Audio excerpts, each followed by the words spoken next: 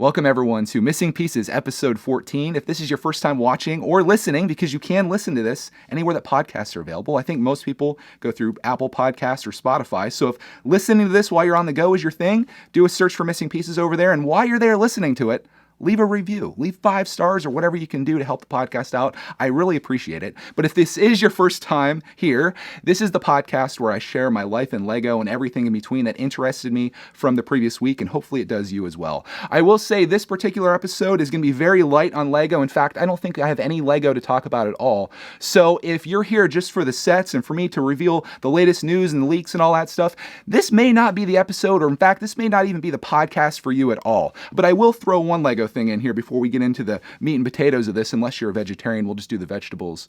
Man, I'm bad at jokes. This is not a comedy podcast. I'm not classifying this under comedy. This is under hobbies. Clarkman right now is building a Lego Minecraft set. So there you go. That's the Lego for the week. And we actually did a good bit of Lego this week, but there was so many more bigger things that happened. One of which I think we all want to talk about, is Rise of Skywalker. Yes, friends. Rise of Skywalker came out this week, and I was so excited to see it. And I didn't see it right away because something else happened this week, and it was just a small little thing. We ended up buying a house. I know most of you guys that have been following our journey on here probably already know that we've been searching for a house for a very long time, and I've hit it around about us finding a place in the last, I think, few episodes of this podcast, maybe some other videos as well. But just to give you the backstory on this, we've been living in this house since 2015. And this house we purely moved into as a financial decision. It made a lot of sense for us to get completely out of debt, which has been a big part of my journey and something that I really stand behind. So we did this in 2015. It's worked for us pretty well. At the time, I was working a regular job. That was prior to the whole brickitect studio thing happening. And very quickly, we realized that, one, we needed a place with more square footage and ideally a bigger studio for me, because as you can see, the walls are falling in on me here, thanks to Box Life, hashtag Box Life. But we needed more square footage. I wanted a really nice studio, and we wanted to be closer to Mrs. Brickitect's job, to at least be in the same school district as her as well, because Clarkman is eventually going to go to school in the next year or so, and it would be nice to have them to have the same schedule and be in the same district and all that fun stuff. So we started looking seriously back in, I want to say, summer of 2018. We would look casually looking on like realtor.com, but that was when we started actually looking at houses. And we went to, I want to say, in the time we're searching, I guess I should tell you before I tell you about the searching, I don't have really any notes. My notes here are bought a house. So bear with me on this. This is an unscripted episode, as they always are. But what we were looking for, obviously more square footage. We wanted either 3 or 4 bedrooms. We wanted a finished basement with something like this. We wanted some yard. Basically we wanted it all. I wanted a 2-car attached garage. I wanted a paved driveway. You know, all the things that I guess a suburban house you picture in your mind looking like. And believe it or not, in our area, it's not super easy to find what we were looking for. Many of the houses would mostly check off those boxes. Like the house we're in right now checks off a lot of boxes, and a lot of the houses that we would potentially look at were in this price range. Like if you look in the price range that this house is in, and I don't know how many numbers I'm actually going to throw out there. I'm naturally a very transparent person, and I would love to give you everything, but I don't know how relevant some things are going to be, because if I told you that this house that I'm in right now is worth $200,000, some of you are going to be like, I live in California and my house is smaller than that. It's worth $500,000. So the numbers are completely arbitrary. But let's just say that this particular house at the $200,000 range, that is on kind of like the higher end of most of the houses that are in our area. We don't live in like a city. It's not like a mecca of anything really. So if you're looking at a house that's between $100,000 and $200,000, we could have had any pick of our houses. You could have went crazy finding a house, but none of them were really an upgrade to what we have now, which is what we were looking for. So in the last year and a half, between I want to say June of 2018 and November of 2019 when we found our house, I'd say that we went to look at a total of 6 houses. 6. That's all we could really find that fell into those. And the first 5 that we looked at, they had some of the things we're looking for, but not all the things we're looking for. And specifically, one of the big things was a finished basement. That seems to be incredibly hard to find, surprisingly, or even usable basement space. So, and there's just a lot of other things as well, whether it be the taxes were extremely high, or, just a lot of like one of the houses we kind of liked, and I'm glad we didn't do this. And there was a long period of time that I was like, we probably should have bought that house because I started to lose hope. It looked like it was decorated by like some like 60-year-old old people. And if you're 60 and you're watching this, you're not old. You're just a little bit older for my tastes. We wanted, I guess I should say that, we wanted like a modern place with not a lot of carpeting in it, some wood floors, recessed lighting. I know it seems like we're asking for a lot here, but that was a lot of what I was looking for, or what we were looking for. And the one place that we kind of liked, it was dreadful inside. Like it had like kind of like the layout we're looking for, sort of, but the downstairs area where I'd be working at was smaller than what this little area of brickitect studio is here. And then like there was like red carpeting in some of the rooms and things that you could change, but things that cost money, right? And then there was this one house that we looked at, which was on the very upper end of what we were looking to spend. And from the outside in the photos, I was like, this is it. This is the place. So I take my camera with me. Like I'm going to vlog us like going through this house, and this is one we're going to get, which was actually in the summer of this year. And we get there and the place is like, it was not maintained at all. It was like somebody had some money, they bought this house, and they just, and I think it was like 15 years old since they built it, and just ran it down since then. Like things were undone. There was like stonework that was supposed to be done outside, but it was just laying there in a pile for the last 15 years. Though, boy's bedroom. There was a bedroom for I'm assuming a boy. There was like sports memorabilia and stuff all over. Had a smashed window in it with cardboard on it. There was parts of the wall that were started to be painted but not finished. The downstairs was completely like decimated, like a hoarder lived there. There was dog crap in the garage like when we went in there, and it was just like, are you really trying to sell this house for what you're selling it for looking like this? I will say that house, I've been following it just to find out what happens with it, and they essentially took it off the market. It wasn't sold, like no one bought it. So I don't know if it was one of those situations where they're like, we need to get this out of it, like the money out of it, and it just wasn't happening, so they kept it, or what, but it didn't sell, like not surprisingly. But a lot of the other houses we looked at did sell eventually for less than what they're asking, but it just wasn't for us.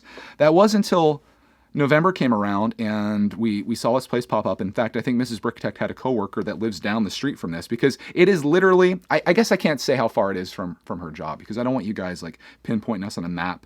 And I'm realizing now more than ever before that maybe I need to maintain some level of privacy in my life, like not broadcast what the front of my house looks like and not tell everyone within like a radius of where I live. So I'm probably not going to say how close it is, but it's in the same school district, which is good, because right now we are in a different school district and about 30 minutes away from her job. So every day she drives 30 minutes one way and 30 minutes back. This place is a good bit closer. It's in the school district. It's close to a number of schools actually, which is nice. And we went there one evening. And like the pictures were like, wow, this place is incredible. So the price is a little high, but it was like doable for us. So we go there, we look around, and it's just like, wow, this place is incredible. Views on views. Inside, wood floors. I think it's like Brazilian walnut floors. It's got all this awesome stuff. The kitchen's been redone. The bathroom's redone. Like it's been like completely remodeled. And we come to find out that it's actually owned by a doctor in the area and his wife, and they were planning to stay in this area for basically ever. So they bought this house in 2013 and started doing all these upgrades, like spending substantial amounts of money on it. And they were planning to live here, but they ended up, the hospital that he works at got bought out. They weren't loving the new employer, and they're moving back to Texas, which is where they're originally from. So it wasn't a situation where they were desperate to get out of it. It was just one of those things where it was like, yeah, this isn't working. So even though we did all this stuff to it, including putting a geothermal heat system in, which is it's a heating system where it pulls either the coolness or the heat from the ground. And I know this isn't an architecture podcast, but maybe it is this week. It pulls the heating and cooling from the ground, and then you use a little bit of electricity to pump that through the house, and you naturally heat and cool your home. So right now we have oil heat, which my furnace is running right now, and I just filled it up. It's extremely cold here in Pennsylvania this week. I filled it up on Tuesday, and it cost me like $450 to fill it up. And I think we've used about an eighth of a tank so far. So we've probably used maybe like $60, $70 in oil just in the last 5 or 6 days. Whereas this house, the lady told me that their electricity bill, which not only includes the heating, but also all of the electricity that you use in the house, like all your lights and everything that you're running your house off of, she said in like the coldest month, and I'll have to verify this for myself, but she said in the coldest month it's like $170. So if you think about the fact that I just literally just put almost $500 of oil in a tank that's going to last a month in the coldest winter, and the fact that I still have an electricity bill on top of that, this is going to save us money. And obviously, the house is valued a lot higher than this one. Obviously, the taxes are going to be more than this one, which I've come to accept and realize that if you want to live in a decent area that's not way out from everything like we are now, you're going to have to pay for it, right? Like, you're going to have to pay a little bit of money for that. And I'm fine with that. These are substantially less than some of the other places we looked at, which were like dreadful. So we put an offer in on this house, which was, I think, $20,000 less than what they wanted. And they're like, we have another offer. And I was just like, no, we can't lose this place. Which I think they're telling the truth. Obviously, I don't know for certain, but they countered at what they're asking. And my thoughts on it were, we've been looking for almost 2 years. The price is a little high, but this place is literally, we need to do nothing to it. The only thing that I plan to do is one of the bedrooms was a girl's bedroom, and it's pink at the top, white strip at the bottom, and I think like a darker pink at the bottom of that. That's got to go. And then I think Clark's room, which is really epic. I can't wait for you guys to see it. If you may not see it on this channel, but if you're subscribed to Greg's World, which is my vlog channel, you'll definitely see it there. His room is awesome. It needs a little bit of paint work as well. So there's just a couple rooms that we want to paint, but vast majority of the house, I wouldn't do a single thing to. It's seriously like looking at the photos of it. It was like a house you see in a magazine. The people had just exquisite taste. I met with them. They seemed like really great people, and I couldn't be happier about it. The backyard is interesting. It's kind of leveled out. There's a whole little like play set out there for Clark to be on. So he was sold before we walked in the house. But then a hill drops off the back, which is kind of a bummer. But I don't really use my backyard that much anyway. Like, we go out to the chickens where they're at, and that's about it. It's not like I have an acre right now. I think this house is an acre, a little bit less usable, but still, like, the views that we have there versus the views here. Like, we're looking over mountains, we're looking over the woods. It's awesome. In the kitchen, like, there's this giant window where you do the dishes and you look out over this. I'm really happy. So my original plan, let's talk about finances here. I told you guys I would try to be as transparent as I can be with you, without throwing out too many numbers. But I want it to be known that I'm not a guy that goes into debt. I bought a house before I went into debt. I bought cars. I've gone into debt for cars. I've gone into debt for student loans. I've worked very hard through my job to pay those debts off. And now I've worked hard on YouTube. Well, I don't want to say hard because I love what I'm doing, but I've worked on YouTube and had some success, and we've saved a substantial amount of money for this house. The thing is, this house was more money than what we have, obviously. So what I needed was the equity in this house to pay for the difference, right? So I use my savings to pay for some of it, and then the equity in this house pays for the other difference. The problem is the lender that we went through, they couldn't do a home equity loan as high as what we need. They can only go to about half of what this home is worth. So what I ended up having to do is take an actual mortgage out on this house, which kind of killed me to do it. But I realized it's just a temporary thing. So I took a mortgage out on the house that we're buying. The house that we have right now, we own outright. There's no mortgage or anything on it. So that's why it took from November until now to finally do this. It was like ridiculously long. But on Friday, the day that Rise of Skywalker came out and takes us back to the beginning of the story, that was the day that we ended up closing on the deal. Actually, it was the day that Skywalker came out was Thursday. We were doing a walkthrough that day just to make sure everything's cool. Like, there was really nothing that needed fixed with the house other than the radon system wasn't working apparently, so they bought a fan for that. So we have a radon system. Cool. But Thursday was the walkthrough, Friday was the closing, and we just been kind of busy with all of that. So we went to see Rise of Skywalker yesterday, and we'll talk about that here in a little bit. We've got some fun things to do with that movie. But the brickitect studio part of the house, what was I talking about? The mortgage part. Okay, so we're getting sidetracked here by all kinds of things. The mortgage part, I took a mortgage out on the house. I put a substantial amount of money down on that. We're going to list this house. We're going to casually move in January, which is a great time to move for YouTube because January sucks for YouTube, especially with all this COPPA stuff that's happening. I'm willing to just sit on the sidelines and see what happens. So we're going to move at our leisure, get everything over there, because right now we own 2 homes. Brickitect owns 2 homes. I'm rich. Not really. The bank owns 1. I own the other one.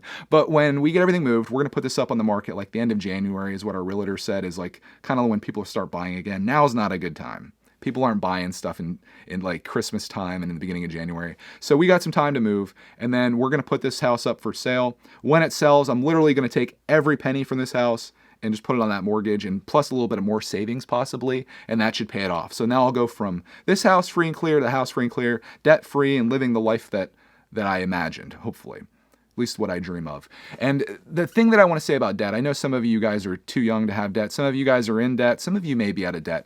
The thing that I'll say about debt, if you have any dreams in your life, debt is going to be the biggest thing that holds you back from that. It's going to be the thing that keeps you constrained to your job. The reason I was able to make the leap from having my job to taking a risk and doing YouTube when things weren't nearly as good as they are now, and maybe not be as good as they've ever been going into next year, I did that because we didn't have any debt. I was like, what could possibly happen? We have my wife's income. She has health insurance through her job. We need enough money to buy, our electricity, whatever utilities, our food, our gas for our vehicles, just the basics of life. I don't know a credit card company money. I don't know student loans. And I'm not saying any of this to brag. This is purely illustration to express to you how important I think getting out of debt is. I don't owe anybody anything, so nothing can be taken from me. Obviously, if you don't pay your taxes on a house you own, that can be taken from you. But having a mortgage payment or a rent payment, it's a lot. It's a lot to take on. And when you have a job and you're like, I don't love this, but I can't afford to do anything else because I need this, it really puts you in a vulnerable position where you can't necessarily do the thing that you were destined to do or live the life you've imagined, as I like to think of it. So that put us in that position, and I want to get back to that as soon as possible, only with like a leveled up house. So I've been very good with my money. I've saved my YouTube money, and I think what better thing could I use the majority of my savings for than to get a home, which is the place where I live, I eat, sleep, and work from this place. And speaking of work, let's talk about the new Brickitect studio, it's pretty awesome. Everything's awesome about it except for one thing. It's got blue carpeting in it. It actually is really nice carpeting, like it feels really good, but blue isn't really my style. Like I love like a lighter color carpeting like this, so I might change that out. That might be the one thing that I change, which shouldn't be that much money. But let me paint I might actually paint too, since I'm on the topic of painting the picture for you, because I want like just pure white walls. I need as much light to reflect as possible. So the lighting, you guys know I live the lamp life here. I've got lamp, because there's not much lighting in there. There's a ceiling fan up here with 3 little bulbs in it. The new Brickitect studio has recessed lighting all throughout it, which is epic. The new Brickitect studio has a bar. So now I can start my videos with some alcohol, and maybe we can prove to Kappa and YouTube that these videos aren't for kids. I'm kidding. I probably will have some Coca-Cola in there. Maybe if I'm feeling a little frisky, I might have some ginger ale in the refrigerator, on tap over there. But it's got a bar, just a little one, that I thought could be cool, like doing live streams and stuff from there. It's got a movie theater. Let's not make this bigger than what it is. It's like 500 square feet, which I want to say, when I'm operating the Brickitect studio out of here, and I'm pointing all over the place if you're listening to this, I want to say this is maybe 200 or 300 square feet, the area that I actually operate here. The new Brickitect studio, I think, is between 500 and 600 square feet, so a little bit bigger, or like twice the size. I have like all of this space to do whatever I want with. It has a door that goes outside. It's got another storage area off of it that's probably about 150 square feet where I could put like boxes, for example. And it's really awesome. Like it was like the thing that when I saw in the photos and when we went there, I'm like, this is a place that I can actually work out of. This is where I can do whatever I want to do. Like whether it be Lego or anything else, I've got this space.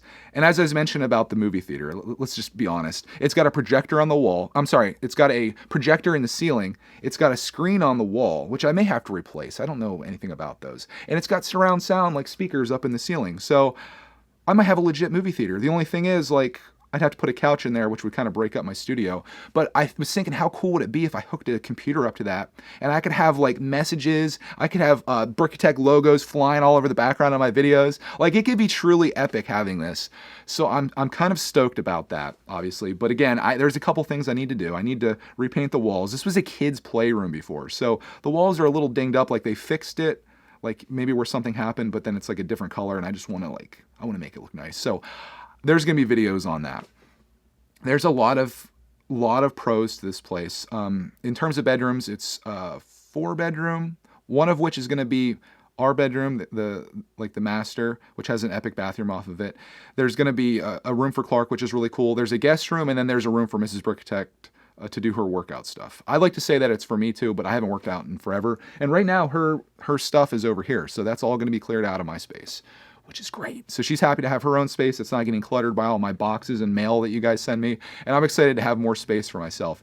So everything's working out there. I had other good news on the house front, and I promise we're going to be moving on from this very soon.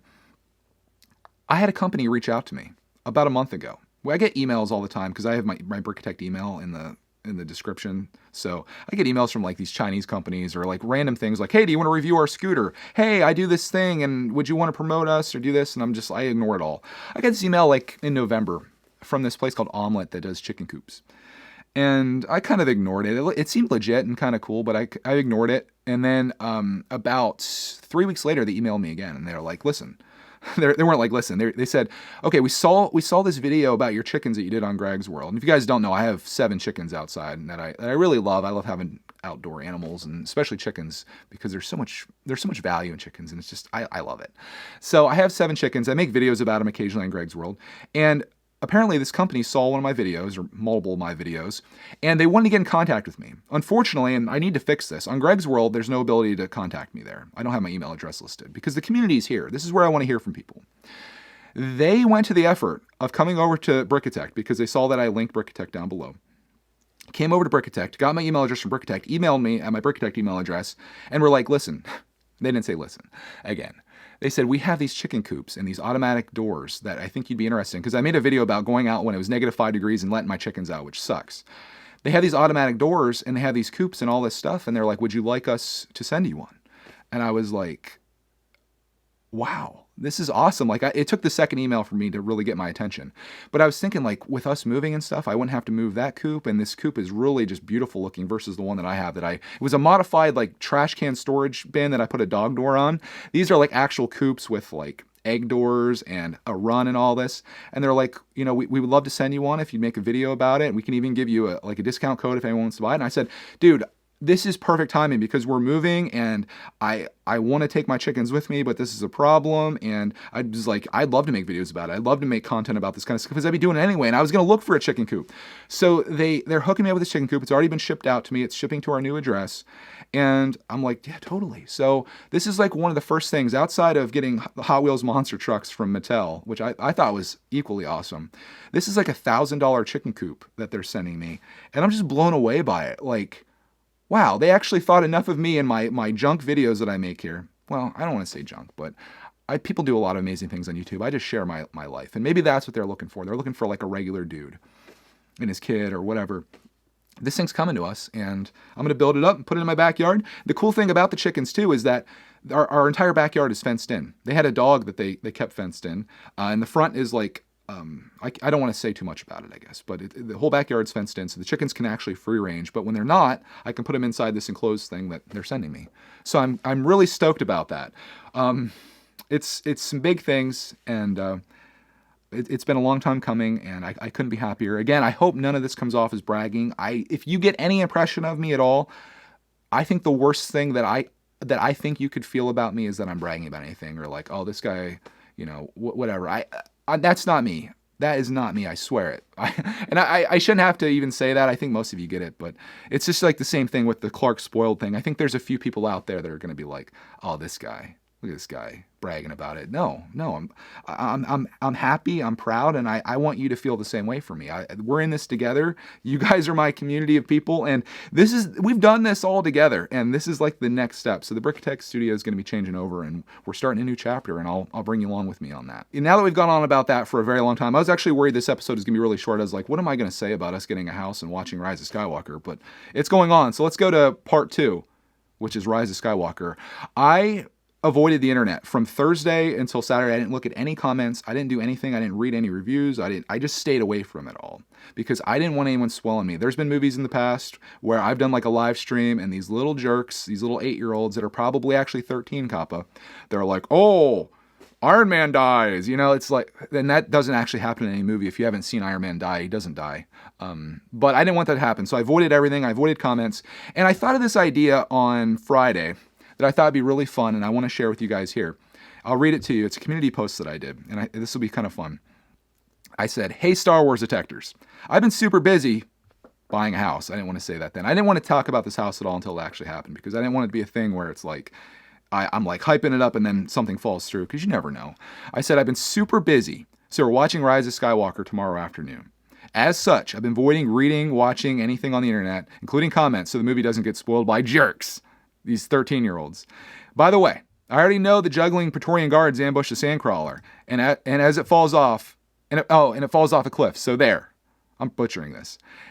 It was kind of a play on what Clark and I did from a video a couple days before. So anyways, this gave me an idea. Leave me a comment of a funny/fake Rise of Skywalker spoiler. I'll read them after I watch the movie and share the best ones in a segment on this week's Missing Pieces episode. So here we are on this. We're going to talk about my thoughts on Rise of Skywalker after we do this. So you have plenty of time to leave if you don't want a spoiler.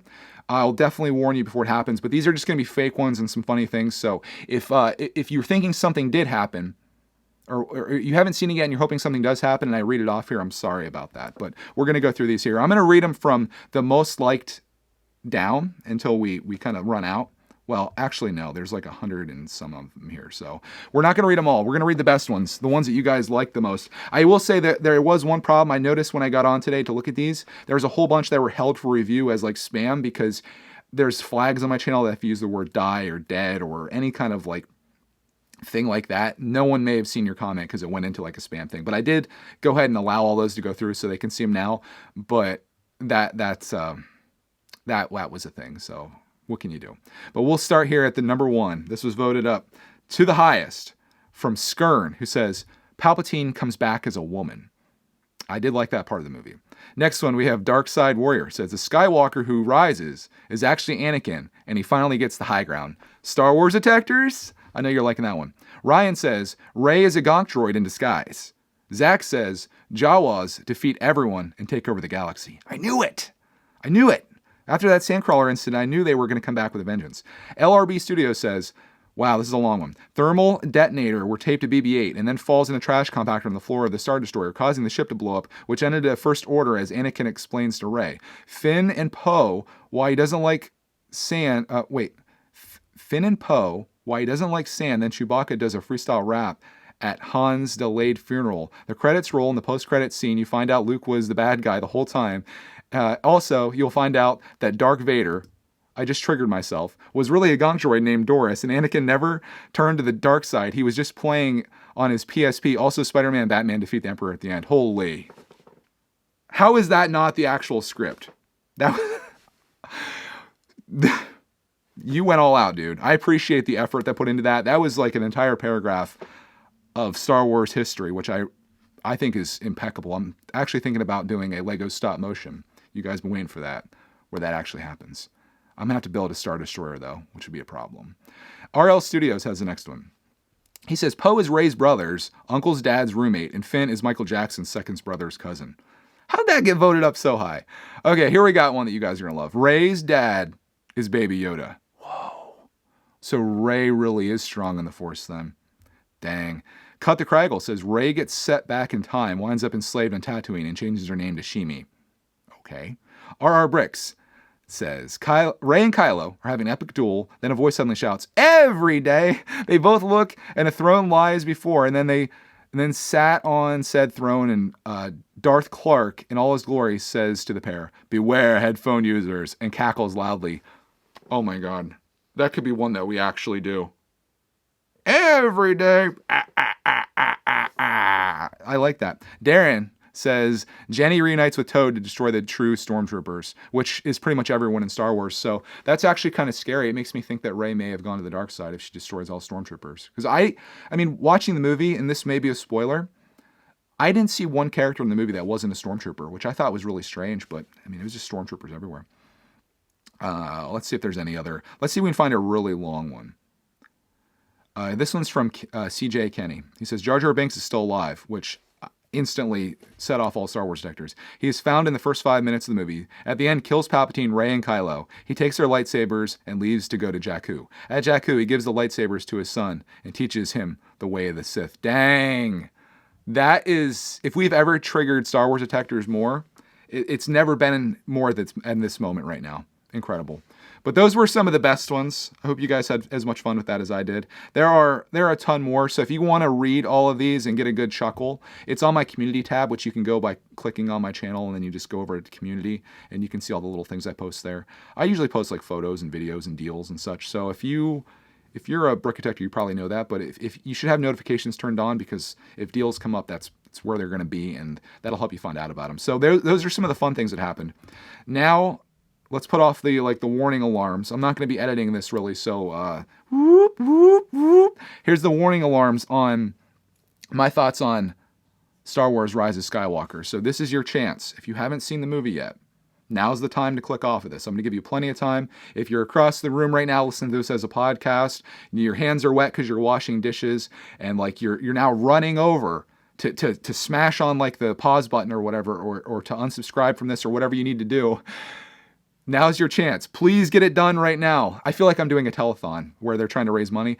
Now is the time, my friends. For only $1 a day, you can save Star Wars detectors from getting spoiled. Please donate below. This is life or death right now. Okay, I think we have enough time here.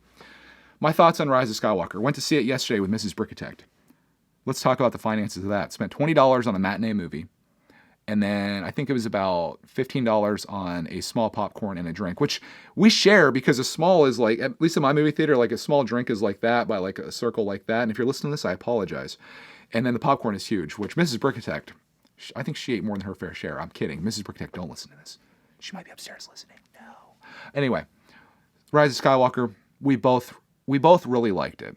I rated it at an 8 leaving the theater, as we're talking about it. I really love some of the scenes of it, especially the ones where Kylo and Rey are and this has happened in previous movies as well, but when they can be in different locations and see each other and sometimes have altercations, especially the part where Kylo snatches the necklace off of Rey. I love that when sometimes it's in Kylo's location, sometimes Rey's, and they can see each other and they have that connection. I think that is just really awesome, and I love that effect. The story overall, I think they wrapped it up pretty nicely. I would have loved to see, and this is true spoiler territory here, so get out of here. I think they should have killed off C-3PO. And that may be the unpopular opinion, but he had a perfect ending. It would have been a great way for him to go out, and there was really it wasn't necessary to have him continue on, at least in my opinion. Oh, we now have a sponsor as well. Aquafina, thank you for sponsoring the podcast. I'll be waiting for that check in the mail. They should have killed off C-3PO.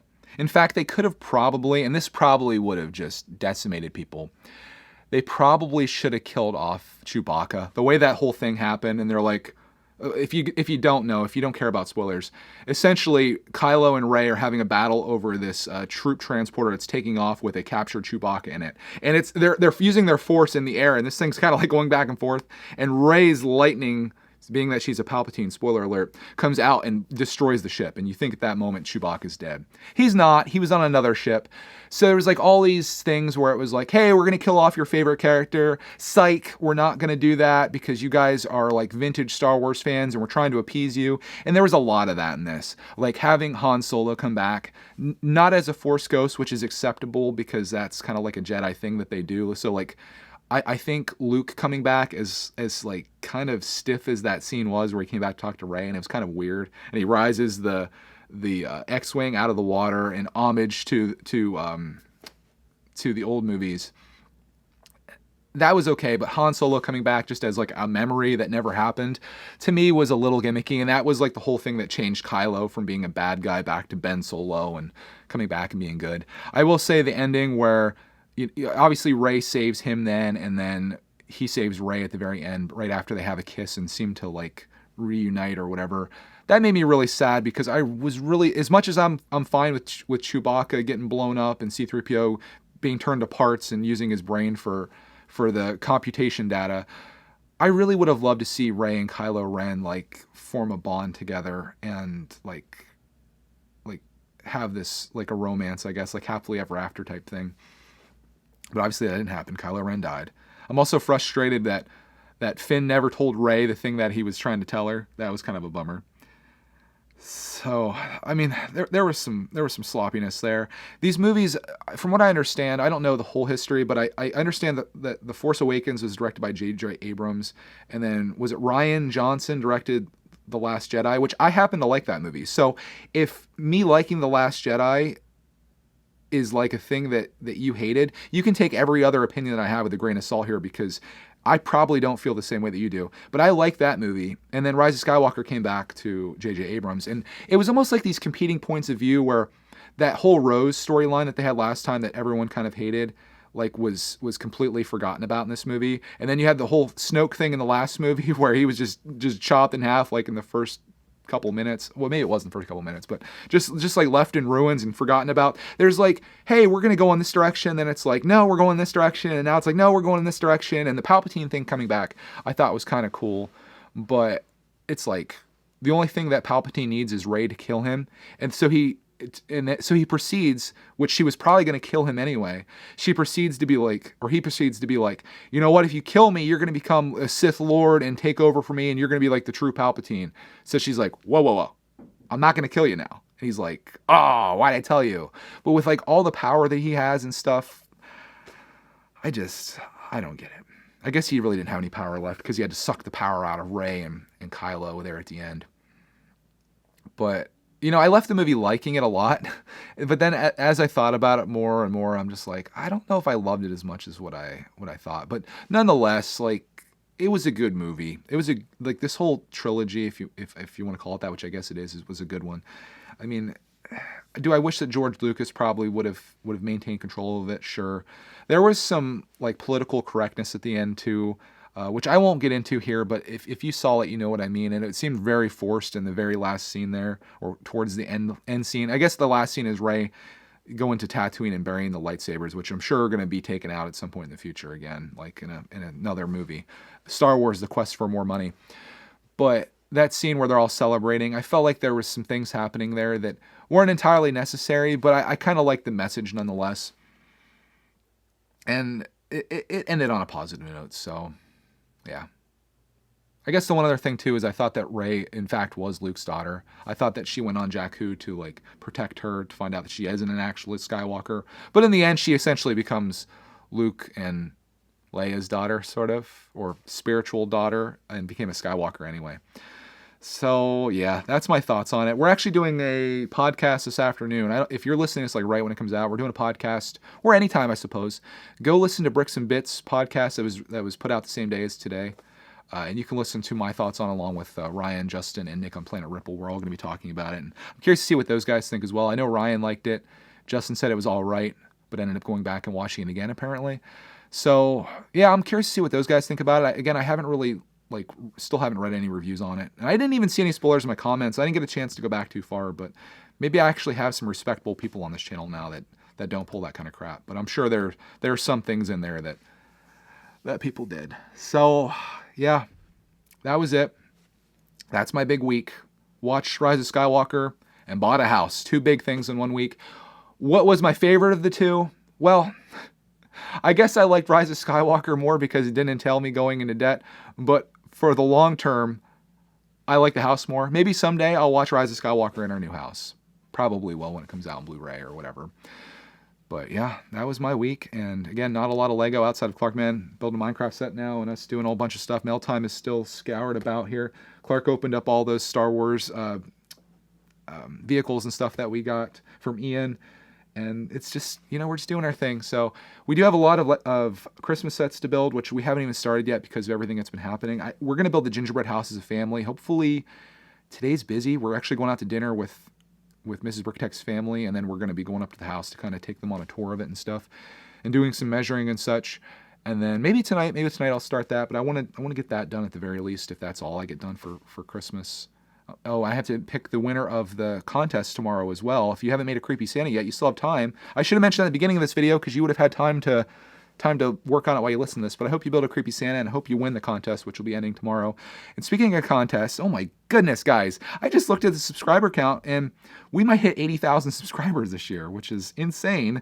I know we hit 40,000 on my birthday last year, which is December 28th. And I think we might end up hitting 80,000 this year at that time. So double the size. Making that content for kids, it's where it's at, I suppose. But yeah, that's a whole nother topic that we'll probably talk about next week because I have some work to do with that. If you guys want to support this podcast, if you find any value in what I'm talking about here, if you want to contribute towards the Get Greg Out of Debt fund on the new house, links below for Patreon, or if you want to buy a t-shirt or whatever. The Patreon thing really does help. We actually had 2 new people join us, and I wish I had their names up here. I have an email that I get, actually, anytime someone joins. Let me give a shout out to this person that joined us here. It was just a normal name. I want to say it was Elaine, but I don't want to get it wrong. And now, it was Elaine. Elaine Schumann joined, and she commented. She said, "I enjoy your videos and look forward to them every day." So thank you, Elaine, for joining our Patreon. I appreciate that. And we also had, I don't know if it's, we had David raise his pledge from $1 to $5. So David, thank you so much for doing that. It really does help. Every little bit helps. And I think Patreon going into next year with the way that I do these Lego videos, if I want to continue doing them the way that I do, I think Patreon is probably going to have to be a bigger part of what we do here. And again, I know some of you are completely against that. Some of you can't contribute. Some of you hate me for even bringing it up. But to make the videos that we do and to put into it what I do, I have to find a way to make a living at this, especially like going forward in these uncertain times. So I'm going to see how things play out in January as I'm moving and painting walls. We'll see how things play out and what that all looks like, and we'll just go from there. It's not dire yet, but if you really do love these podcasts, which is completely free every single week, I plan to be here consistently every single week for this and all the other videos we make. And if you got any kind of value out of it and have the means, go over and donate $1. $2, whatever you can do. I really appreciate it. Also, if you want to support this podcast, you can leave a review, as I mentioned earlier. Leave a review on it. Say that you loved it, you hated it, you hate my opinion on it, you don't like that I'm buying a new house because you've just gotten so attached to the much smaller brickitect studio, and you don't want me to have a bar. I don't think I'm going to use anything in that bar, but yeah. That was our podcast, guys. A little bit longer than usual. But I do appreciate you hanging out with me here for whatever time that we are at on this. And as always, we're going to find you in the next Missing Pieces podcast.